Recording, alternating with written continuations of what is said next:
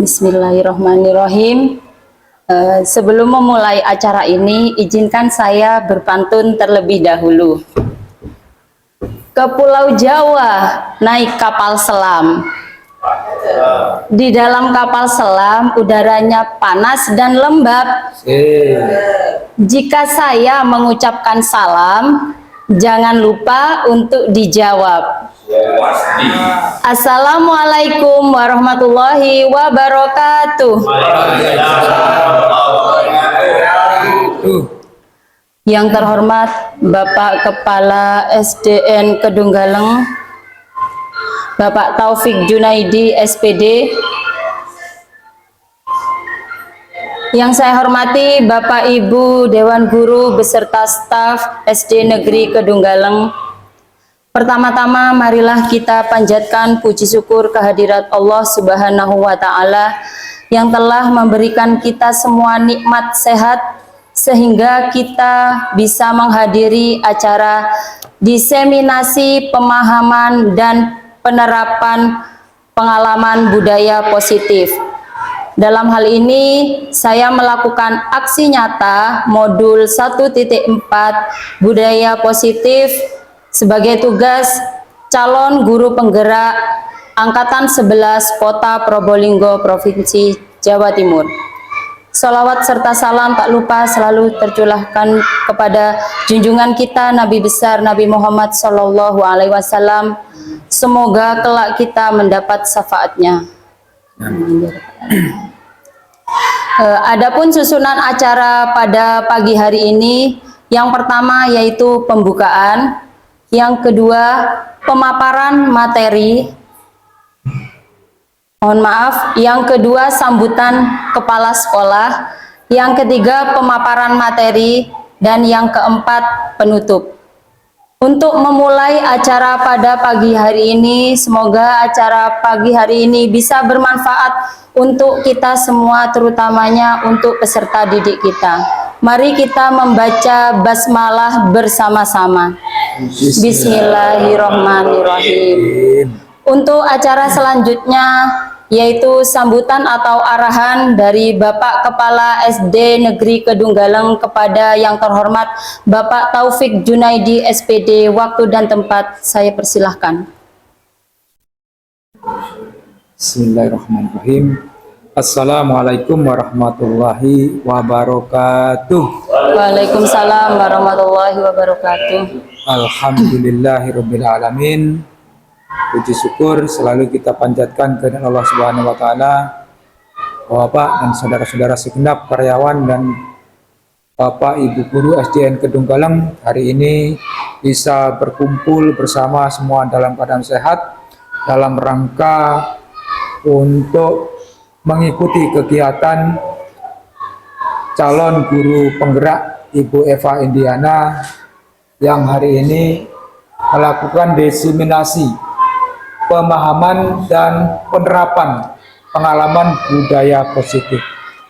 Bapak dan saudara sekalian, kami berharap selaku kepala sekolah bahwa kegiatan ini akan membawa manfaat bagi kita, utamanya untuk sekolah kita, agar sekolah kita SDN Kedunggaleng menjadi lebih maju dan tidak dipandang sebelah mata oleh orang lain. Dan melalui kegiatan diseminasi inilah mari kita belajar. Tidak ada sesuatu yang senior atau junior. Kita di sini sama-sama belajar, saling mengisi, saling memberi kekurangan untuk melengkapi dan menyempurnakan apa yang nantinya dapat kita gunakan untuk demi kemajuan SDN Kedunggaleng.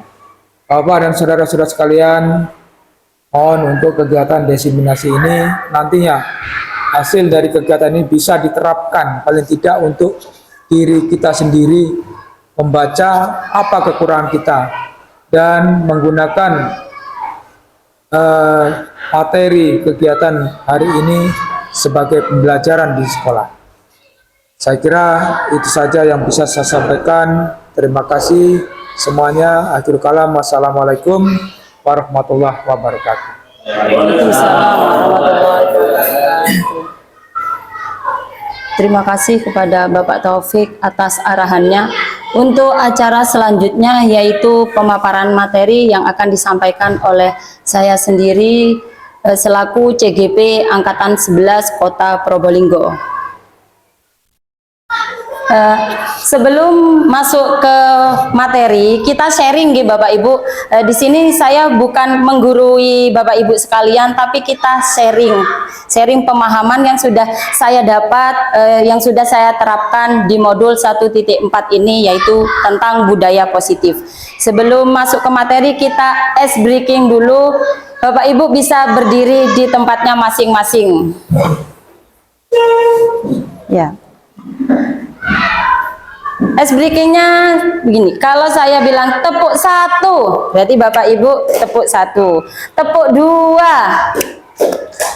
tepuk 3, prok prok prok, tepuk 4, prok prok prok prok, tepuk 5, prok prok prok prok prok prok, 5, 2 2 terus 1 ya. Nah, bisa dimulai ya. Ya. Tepuk 1, tepuk 2, tepuk 2, tepuk 4. Jangan ditambahin Pak Jimin, 4 ya. Kalau tepuk seperti itu sudah pintar semua ya. Sekarang ada tambahannya. Kalau saya mengatakan CGP tepuk 1, berarti Bapak Ibu melakukan apa yang saya perintahkan.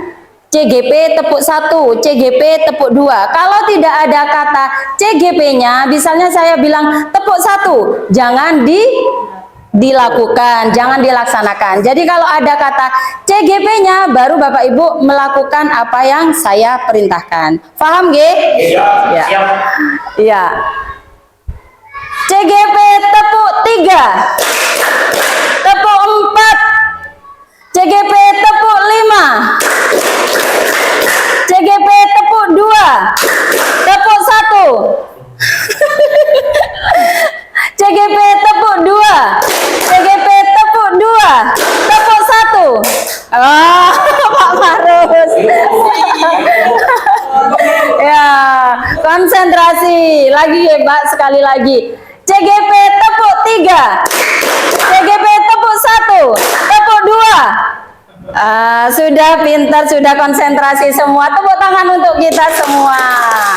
Silakan Bapak Ibu duduk, bisa duduk kembali. Untuk acara selanjutnya yaitu pemaparan materi tentang diseminasi pemahaman dan penerapan pengalaman budaya positif.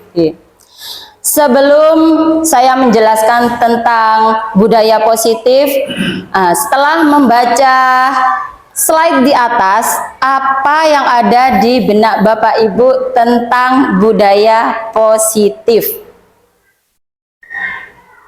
Budaya positif Ya Pak Budi. Budaya positif adalah nilai-nilai keyakinan-keyakinan atau kebiasaan-kebiasaan yang berpihak kepada murid, sehingga murid itu berkembang menjadi murid yang kritis, yang hormat, sopan santun, dan bertanggung jawab. Oke, terima kasih Pak Budi. Bisa tepuk tangan untuk Pak Budi ya. Budaya positif, kita lihat slide selanjutnya, oke. Nah, di situ jadi budaya positif itu perwujudan dari nilai-nilai kebajikan atau keyakinan kelas yang diterapkan pada suatu lembaga atau sekolah ya.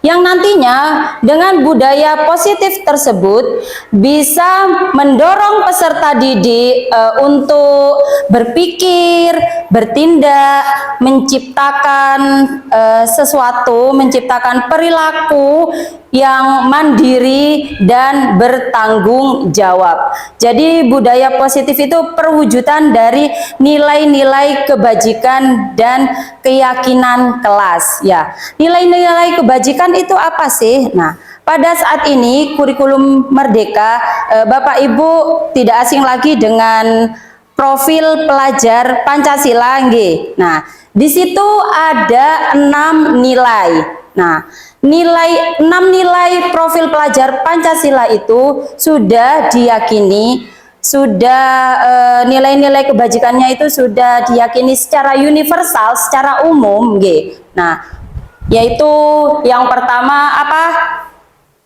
Bertakwa kepada Tuhan yang Maha Esa, beriman dan bertakwa ya kepada Tuhan yang Maha Esa. Terus yang kedua, berkebinekaan global, bergotong royong, mandiri, kreatif, dan bernalar kritis, yang nantinya akan mengarahkan peserta didik kita itu untuk dapat menjadi profil pelajar Pancasila tersebut. Nah, dalam budaya positif ada 7 konsep atau pemahaman yang akan kita sharingkan pada kesempatan pagi hari ini. Yang pertama yaitu perubahan paradigma baru. Yang pertama perubahan paradigma baru, yang kedua keyakinan kelas, yang ketiga motivasi perilaku, yang keempat kebutuhan dasar manusia, yang kelima restitusi, dan yang keenam posisi kontrol guru. Ya, itu yang akan kita pelajari pada kesempatan pagi ini. Yang pertama yaitu pembelajaran dengan paradigma baru, ya.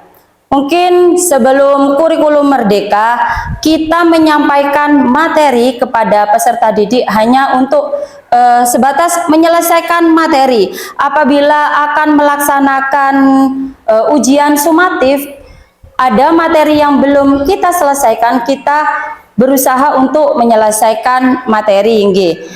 Pada perubahan paradigma baru ini, pembelajaran kita itu sekarang dirancang berdasarkan prinsip berdiferensiasi. Jadi pembelajaran kita di dalam kelas itu sesuai dengan kebutuhan siswa, sesuai dengan minat siswa. Jadi berdiferensiasi itu tidak harus satu kelas itu sama yang dilakukan. Ya, misalnya ada siswa yang cenderung cara belajarnya itu lebih suka kepada yang kinestetik. Ya, dia lebih suka diam. Terus kalau yang kedua, ada siswa yang lebih suka dengan cara belajar menggunakan audio atau audio visual. Jadi sesuai dengan kebutuhan, apa kebutuhan dari siswa itu dan apa yang diinginkan oleh siswa. Jadi paradigmanya itu pembelajaran yang kita lakukan itu berproses atau dirancang dengan pembelajaran berdiferensiasi. Itu. Selanjutnya yaitu disiplin positif. Kalau kita berbicara tentang disiplin, biasanya kita lebih terarah mengatakan peserta didik kita itu kalau disiplin harus taat, patuh terhadap tata tertib. Nah, sekarang kalau disiplin positif di sini yaitu pembiasaan hal yang baik mencakup sikap, perilaku ya peserta didik, tutur kata seluruh warga sekolah, terutama peserta didik yang mengarah ke hal-hal yang baik, ke hal-hal yang positif agar siswa itu bisa berpikir lebih kritis, mandiri, dan bertanggung jawab. Jadi seperti itu. Jadi disiplin positif itu pembiasaan yang sudah dilakukan di sekolah, tentunya dapat menciptakan peserta didik itu bisa berpikir kritis, mandiri, dan bertanggung jawab. Itu. Tentunya kita sebagai peserta didik menginginkan, sebagai seorang guru menginginkan peserta didik kita itu mempunyai sikap disiplin positif ya, perilakunya, tutur katanya ya, sehingga mereka itu bisa menuju perubahan perilaku ke arah yang lebih baik ya, seperti itu. Yang ketiga yaitu kebutuhan dasar manusia. Sebagai manusia kita tentunya mempunyai kebutuhan ya, kebutuhan dasar manusia. Apa sih kebutuhan dasar manusia? Nah, di situ merupakan suatu yang kita lakukan untuk mendapatkan apa yang kita inginkan. Kebutuhan dasar manusia ini memiliki tujuan yaitu semua usaha terbaik yang kita lakukan agar kebutuhan dasar kita itu dapat terpenuhi. Dalam hal ini kebutuhan dasar manusia ada 5. 5 kebutuhan dasar manusia. Yang pertama yaitu bertahan hidup. Tentunya sebagai manusia kita mempunyai kebutuhan yang paling utama yaitu untuk bertahan hidup. Apa saja kebutuhan kita untuk bertahan hidup? Nah, di situ sudah ada ya, makanan, pakaian, ya, rumah untuk tempat berlindung kita, dan keamanan. Yang paling penting adalah sehat ya, kesehatan. Percuma kita mempunyai semuanya, punya segalanya, tapi kita tidak sehat, kita tidak bisa melakukan aktivitas gitu. Untuk yang kedua yaitu kebutuhan dasar manusia, kasih sayang dan rasa diterima. Kasih sayang dan rasa diterima, baik itu di rumah ataupun di lingkungan sekolah.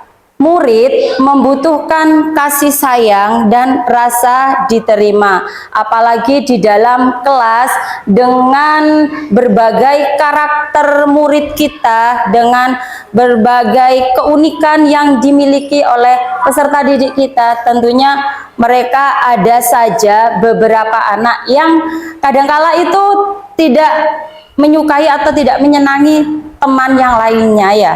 Bagaimana kita sebagai seorang guru bisa memberikan kasih sayang dan bisa memberikan suatu pengertian kepada peserta didik kita untuk dapat menerima temannya dalam komunitas di kelas tersebut, sehingga mereka itu merasa diperlakukan sama kasih sayangnya dan merasa diterima oleh temannya yang lain. Untuk yang ketiga yaitu kebutuhan tentang penguasaan. Nah, tentang penguasaan di situ tentang harga diri, keinginan untuk dianggap memimpin, berprestasi, dan diakui atau didengar. Jadi peserta didik kita itu menginginkan pendapatnya atau pendapatnya itu untuk didengar oleh Bapak Ibu guru. Bukan hanya Bapak Ibu guru didengarkan oleh peserta didik, tapi mereka pun, murid pun butuh untuk didengarkan. Untuk kebutuhan dasar yang keempat yaitu kebebasan, ya, kebebasan. Di situ meliputi mandiri, memiliki pilihan, mencoba hal baru, dan mampu mengendalikan arah dirinya. Nah, kebebasan bukan bebas tanpa batas, nggih, tapi tetap kita menuntun, mengarahkan peserta didik itu. Jadi mereka itu ingin bebas. Seperti apa sih pembelajaran yang mereka inginkan? Kita bisa menuntunnya, bisa mengarahkannya ke arah yang lebih baik. Untuk kebutuhan dasar yang kelima yaitu kesenangan, ya. Di situ peserta didik menginginkan bermain, humoris, antusias, dan tertawa. Jadi kesenangan mereka itu apa? Bapak Ibu bisa juga memperhatikan agar pembelajaran kelas kita bisa berjalan dengan baik dan maksimal. Selanjutnya yaitu motivasi perilaku manusia. Nah, dalam melakukan kebutuhan dasar tadi untuk memenuhi kebutuhan dasar manusia tadi, nah itu ada motivasinya, motivasi perilaku manusianya itu ada 3. Yang pertama hukuman, yang kedua konsekuensi, yang ketiga restitusi. Nah, kalau hukuman ini sudah dibentuk, misalnya tata tertib yang ada di sekolah ya, aturan yang ada di sekolah itu sudah dibentuk oleh siapa? Oleh stakeholder yang ada di sekolah tersebut ya, tanpa adanya campur tangan peserta didik. Peserta didik atau murid hanya bisa melakukan. Nah, kalau saya melakukan hal seperti ini, datang terlambat, itu sudah pasti hukumannya apa. Nah, ada aturannya di situ ya. Kalau konsekuensi itu lebih ringan, lebih fleksibel. Misalnya saja peserta didik di situ mempunyai suatu kesepakatan kelas ya, kalau tidak mengerjakan PR, dia harus mengerjakan terlebih dahulu di depan kelas. Tidak boleh masuk kelas sebelum tugasnya diselesaikan terlebih dahulu. Itu konsekuensinya. Jadi sudah tahu peserta didik itu apa konsekuensinya kalau dia tidak mengerjakan tugas. Yang ketiga yaitu restitusi ya. Proses menciptakan kondisi bagi murid untuk memperbaiki kesalahan. Proses kolaboratif yang mengajarkan murid untuk mencari solusinya secara mandiri. Nah, jadi kalau pada restitusi ini seorang murid melakukan kesalahan itu tidak langsung dihukum. Jadi ada kolaborasi antara guru atau orang tua dengan peserta didik atau muridnya. Jadi berdiskusi, ditanyakan, kenapa kamu bisa terlambat datang ke sekolah? Nah, alasannya apa?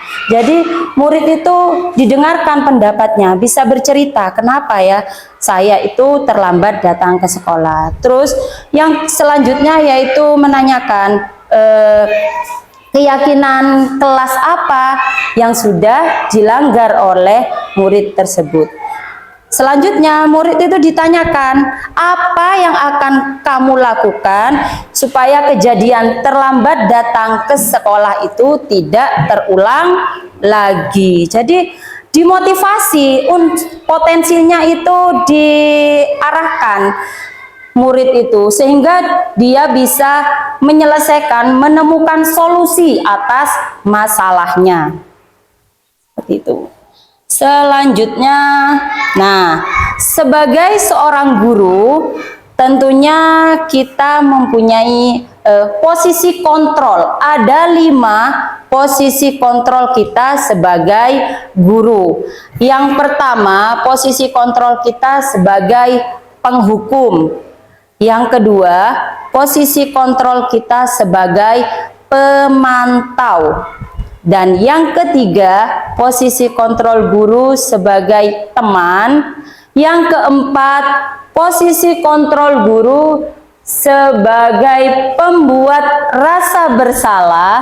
Dan yang terakhir, posisi kontrol guru sebagai manajer. Ada 5 posisi kontrol guru. Jadi sebagai guru itu kita harus menerapkan posisi kontrol yang mana yang baik untuk digunakan kepada murid kita. Nah, ini ya penjelasan untuk posisi kontrol guru sebagai penghukum. Di situ ada kasus Adi yang terlambat hadir ke sekolah. Ya, biasanya kalau kita memposisikan sebagai penghukum itu nada suaranya tinggi. Ya, nada suaranya tinggi, terus bahasa tubuhnya itu seperti agak orang marah ya. Marah. Mungkin ada yang sebagian Bapak Ibu sampai matanya mau melotot seperti itu ya. Kita lihat di situ ya. Bahasa yang digunakan oleh Bapak Ibu guru yang posisinya sebagai penghukum di situ ya. Terlambat lagi, pasti terlambat lagi, selalu datang terlambat. Kapan bisa datang tepat waktu?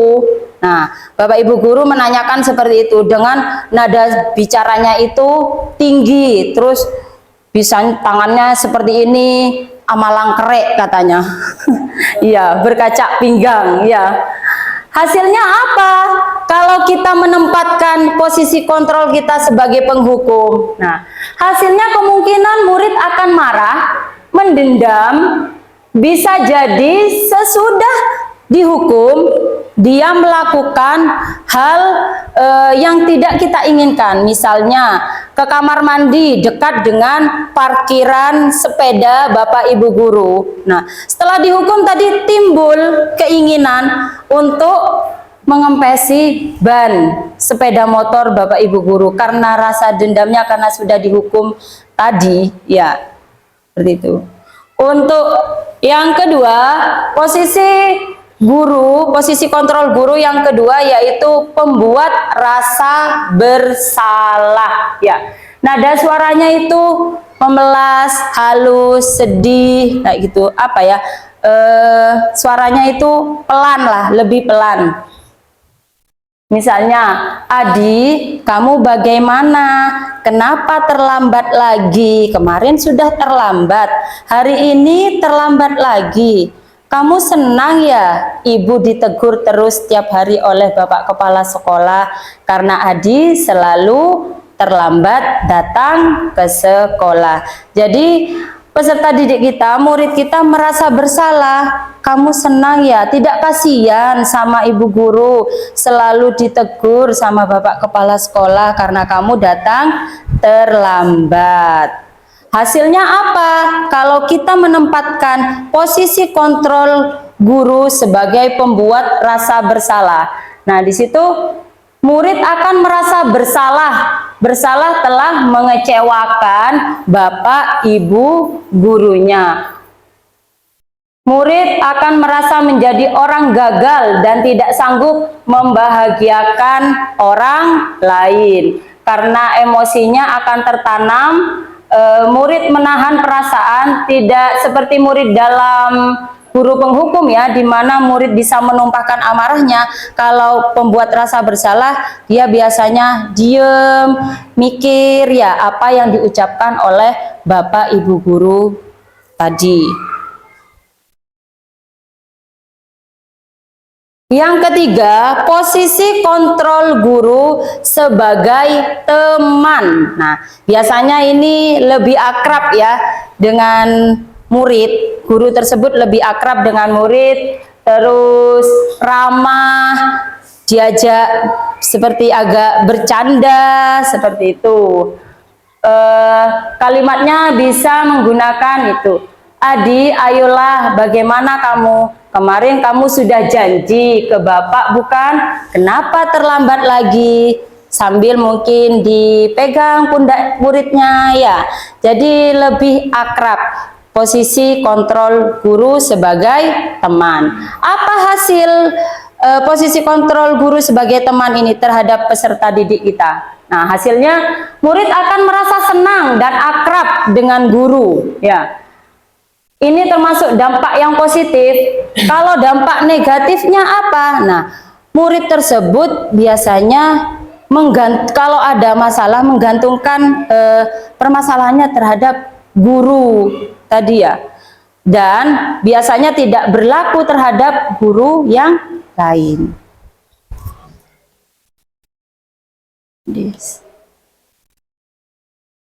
Nah, Lanjut, posisi kontrol guru yang keempat yaitu sebagai pemantau ya.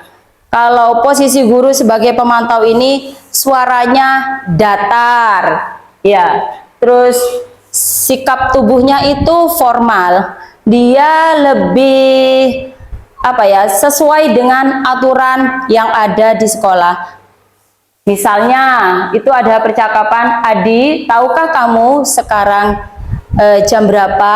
Nah, tahu Pak, masuk sekolah, bel dimulai, melakukan kegiatan senam jam berapa? Tahu Pak, jam 6.45, misalnya seperti itu. Nah, dia bahasanya itu datar dan bahasa tubuhnya itu formal ya, seperti itu. Dan apa akibatnya kalau kita memposisikan posisi kontrol guru sebagai pemantau? Nah, murid akan memahami konsekuensi apa yang akan dilakukan setelah melakukan suatu kesalahan atau pelanggaran tersebut. Jadi misalnya kalau terlambat datang, apa yang akan konsekuensinya, apa yang akan diterima oleh murid tersebut. Itu. Yang terakhir adalah posisi kontrol guru sebagai manajer.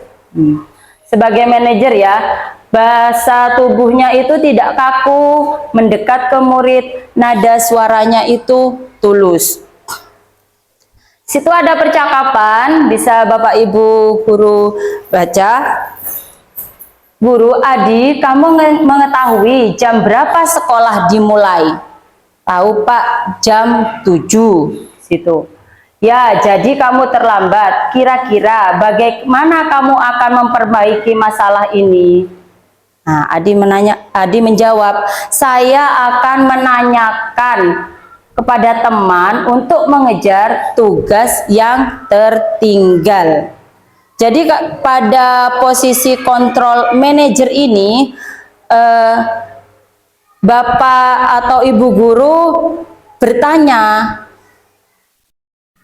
"Jam berapa masuk sekolah?" Nah, si Adi itu menjawab, dan Adi disuruh untuk mencari solusinya sendiri terhadap permasalahan tadi untuk posisi kontrol manajer. Apa yang akan kamu lakukan untuk mengatasi masalah ini? Adi itu mencoba berpikir dan menjawab di situ akan bertanya kepada temannya untuk mengejar ketertinggalan materi selama dia terlambat. Nah, jadi menurut Bapak Ibu, dari 5 posisi kontrol ini, posisi kontrol kita sebagai seorang guru, mana yang sudah dilaksanakan oleh Bapak Ibu guru?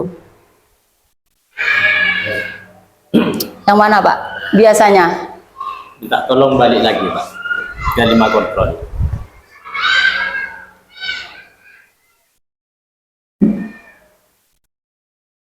Iya Pak ya? Ini kalau dilihat dari posisi kontrol, Iya. ada penghukum, ada pemantau, teman, juga pembuat merasa bersalah, manajer. Ini sudah, khususnya saya sendiri sudah melakukan semuanya. Karena saya melakukan seperti ini, melihat sikon anak dan sikon kelas. Itu. Tapi yang sering kami lakukan itu posisinya kontrol sebagai manajer. Terima kasih.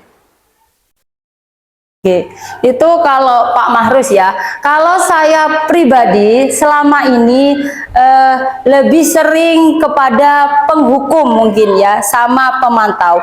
Kalau yang manajer secara tidak langsung, secara tidak sadar kita pernah melakukan ya. Tapi mungkin tidak sekompleks seperti yang dipaparkan oleh materi ya. Seperti itu. Kalau saya pribadi lebih sering ke penghukum dan pemantau mungkin. Teman ya pernah, tapi yang lebih sering itu biasanya kita pemantau dan penghukum. Kita lanjutkan. Iya, kondisional saja. Untuk selanjutnya yaitu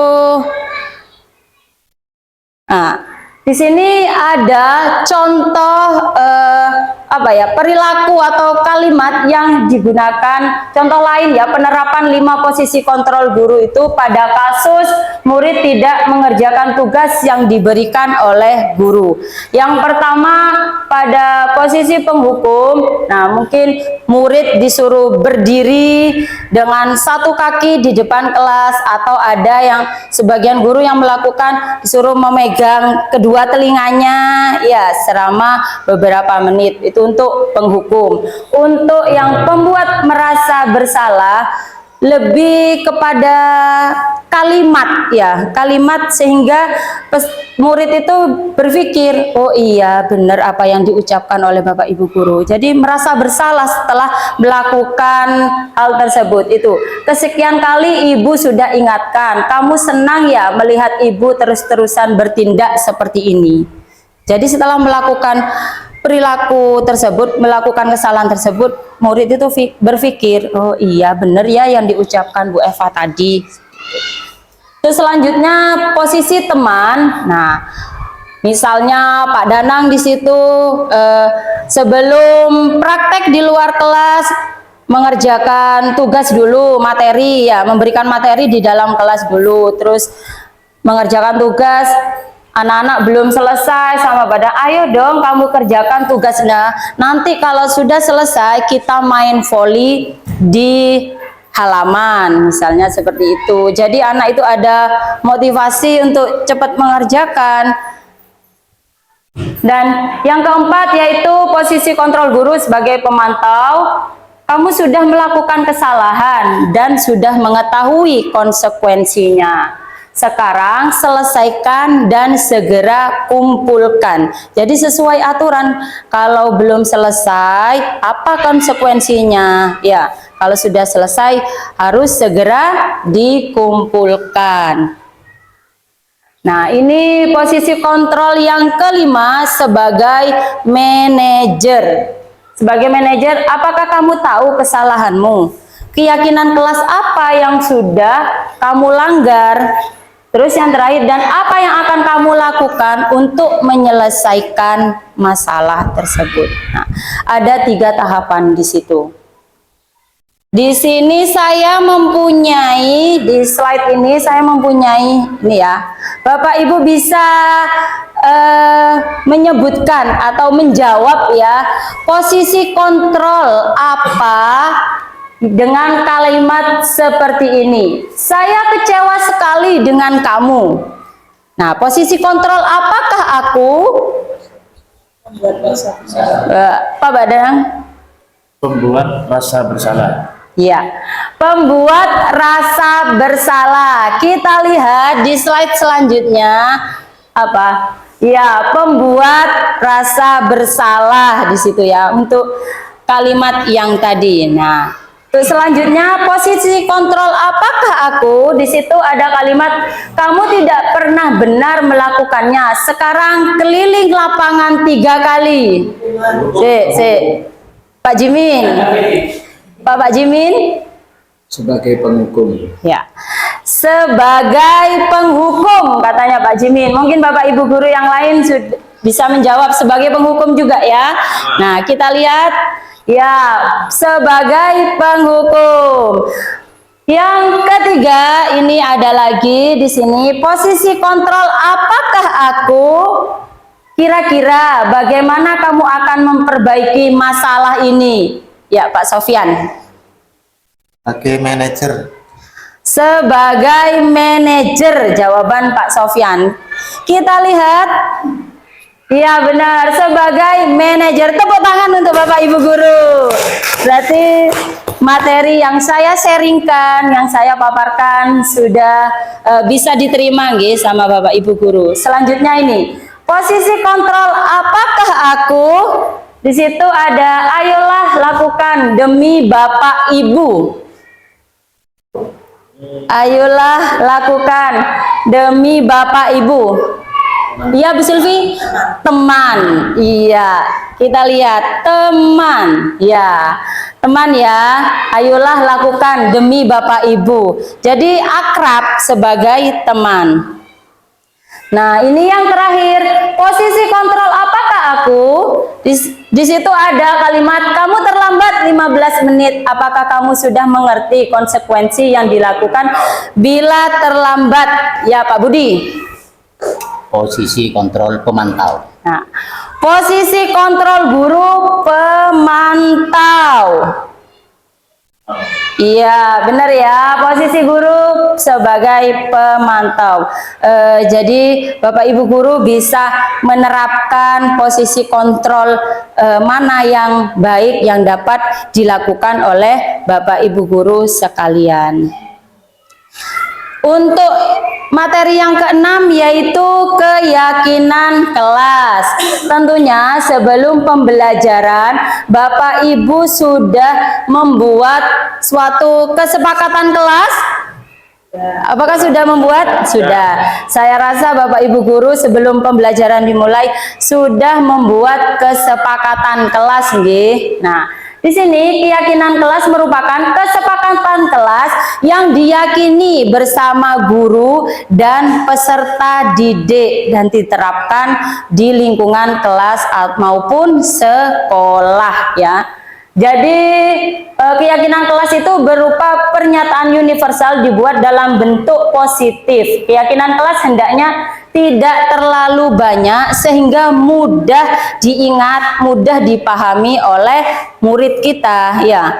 Jadi sebelum pembelajaran kita berdialog, berdiskusi dengan murid apa yang keyakinan kelas atau kesepakatan kelas apa yang mereka inginkan. Kita tampung semua pendapat dari murid dan nantinya kita akan menjadikan suatu kesepakatan kelas. Dan kalau peserta didik kita ada yang melanggar suatu kesepakatan tadi, mereka sudah tahu ya apa yang akan dilakukan. Jadi mereka sadar timbul dari dalam diri mereka faktor intrinsik karena mereka kan yang membuat ya bersama Bapak Ibu guru. Jadi kemungkinan untuk dilanggar, kemungkinan untuk tidak dilakukan itu sangat kecil karena mereka sendiri yang membuat.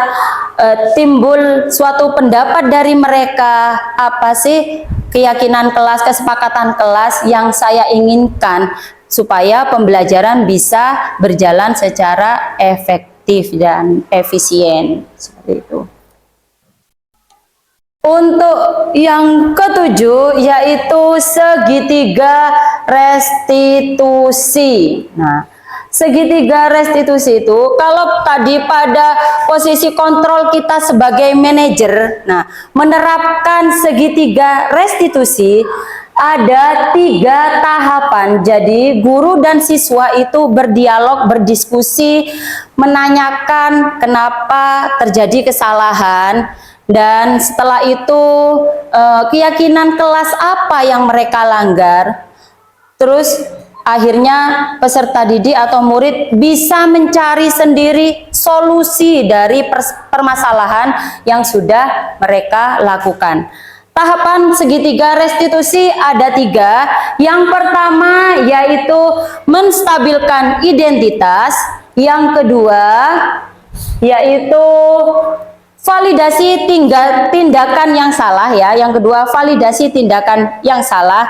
Yang ketiga keyakinan, menanyakan keyakinan. Jadi pada penerapan segitiga restitusi ini ada 3 tahapan yang harus dilakukan oleh seorang guru. Nah, ini penjelasan dari penerapan segitiga restitusi ya. Yang pertama menstabilkan identitas. Nah, Bapak Ibu guru bisa menggunakan kalimat yang ada di slide itu. Berbuat salah itu manusiawi. Bapak Ibu guru pernah melakukan kesalahan, jadi tidak langsung kamu salah ya, kamu ini sudah terlambat. Nah, tidak seperti itu. Jadi ditanyakan, kenapa kamu terlambat? Nah, alasannya itu apa? Ya. Terus Bapak Ibu guru juga pernah melakukan kesalahan seperti itu. Kalimat selanjutnya, Bapak Ibu guru tidak tertarik mencari siapa yang salah, tapi Bapak Ibu guru mencari solusi dari permasalahan ini. Ya. Yang terakhir itu, kamu berhak merasa begitu, misalnya merasa marah, bertengkar dengan temannya, ditanyakan. Yang kedua yaitu validasi tindakan yang salah. Yang kedua ya, validasi tindakan salah. Nah, alasannya itu apa? Kamu pasti punya alasan mengapa melakukan hal itu. Ya, kalau tadi menstabilkan identitas ya. Yang kedua ini validasi tindakan yang salah. Ya, kalimat berikutnya, padahal kamu bisa melakukan yang lebih buruk dari ini. Kalimat selanjutnya, kamu patut bangga pada dirimu sendiri karena kamu telah melindungi sesuatu yang penting buat kamu. Ini contoh ya kalimat-kalimat yang digunakan dalam validasi tindakan yang salah dalam penerapan segitiga restitusi. Untuk tahapan yang terakhir yaitu menanyakan keyakinan. Keyakinan kelas apa yang sudah kamu langgar. Misalnya seperti itu. Karena kan keyakinan kelas tadi sudah dibentuk antara guru dengan murid ya. Jadi murid itu sudah tahu keyakinan kelas apa yang mereka langgar. Nilai-nilai apa yang telah kita sepakati dari yang dilanggar tadi, nilai-nilai apa yang telah disepakati ya. Terus seperti apa gambaran kelas yang ideal menurut kamu? Dan yang terakhir, kamu mau jadi orang seperti apa? Jadi dalam penerapan segitiga restitusi ini berdialog, berdiskusi antara guru dengan murid untuk mencari solusi. Murid ya disuruh mencari solusinya sendiri terhadap permasalahan yang mereka hadapi. Nah, itu foto saya melakukan penerapan segitiga restitusi. Kasusnya pada waktu itu Olive sering membuang sampah di laci mejanya di dalam kelas. Nah, waktu itu ketua kelasnya bercerita kepada saya, Bu Eva, di loker, di laci meja Olive itu banyak sampah seperti itu. Terus Olive, saya panggil, Olive, kenapa kamu membuang sampah pada laci meja? Kenapa tidak dibuang di tempat sampah? Nah, ternyata Olive itu di rumah sudah terbiasa membuang sampah sembarangan. Katanya terbiasa membuang sampah sembarangan. Kadang dia itu males mau membuang sampah, tempatnya terlalu jauh dengan dia, jadi dibuang saja sembarangan seperti itu. Nah, selanjutnya saya bertanya, kesepakatan kelas apa yang sudah dilanggar oleh Olive? Nah, menjaga kebersihan. Nah, menjaga kebersihan, Bu. Nah, apa yang akan Olive lakukan dengan kejadian ini? Sebelumnya mungkin bisa menanyakan lagi Bapak Ibu guru, perbuatan membuang sampah sembarangan ini benar atau tidak? Tanyakan dulu ya. Nah, tidak benar, Bu. Setelah itu apa yang akan kamu lakukan dengan kejadian ini? Saya akan membuang sampah ke tempat sampah, akan berusaha lebih disiplin lagi untuk menjaga kebersihan. Seperti itu. Ini contoh ya penerapan segitiga restitusi yang sudah saya praktekkan kepada peserta didik saya.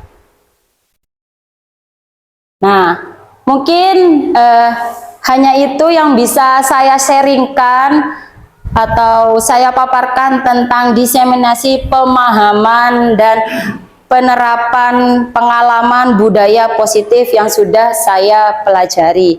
Dari Bapak Ibu guru, mungkin ada pertanyaan terkait tentang budaya positif? Assalamualaikum warahmatullahi wabarakatuh. Waalaikumsalam warahmatullahi wabarakatuh. Agak keras. Saya mengucapkan terima kasih kepada Bu Eva yang sudah memberikan materi tentang budaya positif.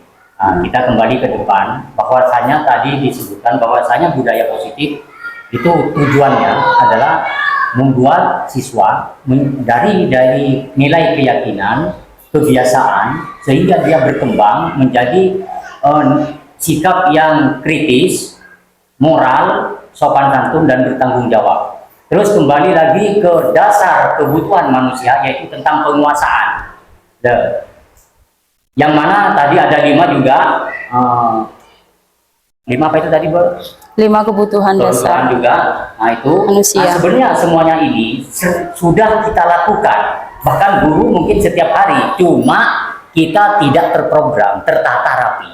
Nah yang saya tanyakan Bu Eva, terus terang aja, kalau kita bicara, kita menyampaikan itu sesuatu yang gampang, terutama terhadap apa yang disampaikan Bu Eva tadi, yaitu tentang kedisiplinan, tentang moral, tentang sopan santun, tanggung jawab. Cuma saya ingin tanya, mungkin ada trik atau langkah bagaimana Bu Eva menerapkan semua apa yang menjadi tujuan budaya positif, sedangkan di mana sekolah itu, bahkan tiap kelas itu, tiap anak itu juga tidak sama karakternya antara anak yang satu dengan yang lainnya. Terus terang aja, kita sudah tiap hari menyampaikan bahwa sana disiplin seperti ini, sopan seperti ini, cuma waktu menyampaikan saja kita ikuti, tapi besoknya berubah lagi. Nah itu Pak, metode atau mungkin ada trik yang mungkin Bu Eva punya, karena Bu Eva mungkin lebih dari saya, ya, sehingga anak itu terbiasa gitu loh, terbiasa terhadap perilaku yang disiplin, terus kritis, terus hormat. Nah, itu yang saya inginkan. Monggo. Oke. Terima kasih Pak Budi untuk pertanyaannya. Seperti yang sudah saya sharingkan tadi ya, saya jelaskan tadi tentang kesepakatan kelas atau keyakinan kelas. Jadi sebelum pembelajaran dimulai, kita bersama dengan peserta didik itu membuat suatu kesepakatan, dan kesepakatan itu harus bersumber dari pendapat peserta didik. Nah, apa yang mereka inginkan ditampung Mbak Budi, misalnya 1, Bu, apa harus datang tepat waktu, ya, menjaga kebersihan, terus saling menghormati antar teman. Mungkin tidak saling menghormati itu misalnya sering ada anak-anak yang mengolok-olok nama orang tua ya biasanya. Nah, dengan kita membuat suatu kesepakatan kelas itu saling menghormati, nah kan itu berasal dari murid kita yang sudah kita sepakati bersama, sehingga kalau sudah dibuat sendiri, kemungkinan besar itu untuk melanggar atau tidak mematuhi hal tersebut akan kecil Pak Budi. Jadi kita harus membuat suatu kesepakatan kelas seperti itu, membuat suatu kesepakatan kelas atau keyakinan kelas Pak Budi. Itu dari saya. Terima kasih. Mungkin ada lagi yang akan ditanyakan atau disampaikan oleh Bapak Ibu Guru? Cukup nggih? Cukup.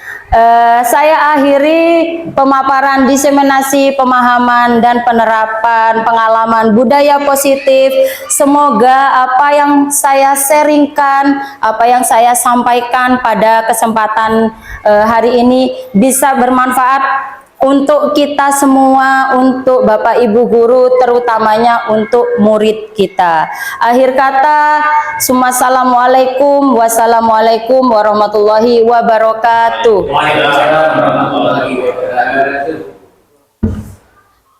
Untuk acara selanjutnya, yaitu semoga acara ini bisa dapat bermanfaat. Kita tutup acara ini dengan bacaan doa yang akan disampaikan oleh Bapak Mahrus. Ada Pak Mahrus, dipersilahkan. Marilah kita berdoa sejenak, mudah-mudahan apa yang disampaikan oleh Bu Eva dapat bermanfaat bagi kita semua dan bagi anak didik kita semua. Bismillahirrahmanirrahim. Alhamdulillahirabbil alamin. Allahumma sholli sholatan kamilatan wa sallim salaman taman ala sayyidina Muhammad alladhi tanhalu bil uqad wa tanfariju bil kurab wa tubda bil hawaij wa tunalu bil rawaib wa husnul khawatim wa istasqal ghama wajhil karim wa ala alihi wa badaril adim. Allahumma inna nas'aluka salamatan fid din wa afiyatan fil jasad wa sihhatan fil ilmi wa barakatan fil rizqi wa taubatan qabla al maut wa rahmatan indal maut. Allahumma hawwin alaina fi sakaratil maut wa najata minan nar wa la indal hisab. Rabbana la tuzigh qulubana ba'da idh hadaitana wa hab lana min ladunka rahmah innaka antal wahhab. Rabbana atina fid dunya hasanah wa fil akhirati hasanah wa qina adzabannar. Wa sallallahu ala sayyidina Muhammad wa ala alihi washabihi wasallam. Walhamdulillahi rabbil alamin. Al-Fatihah. Bismillahirrahmanirrahim.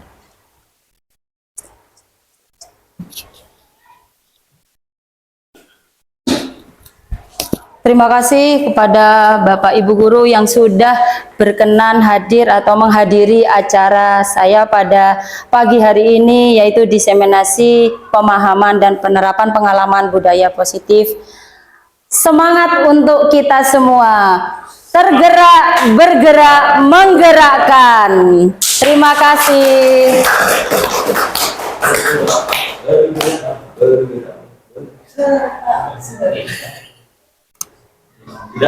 Sudah? Assalamualaikum warahmatullahi wabarakatuh.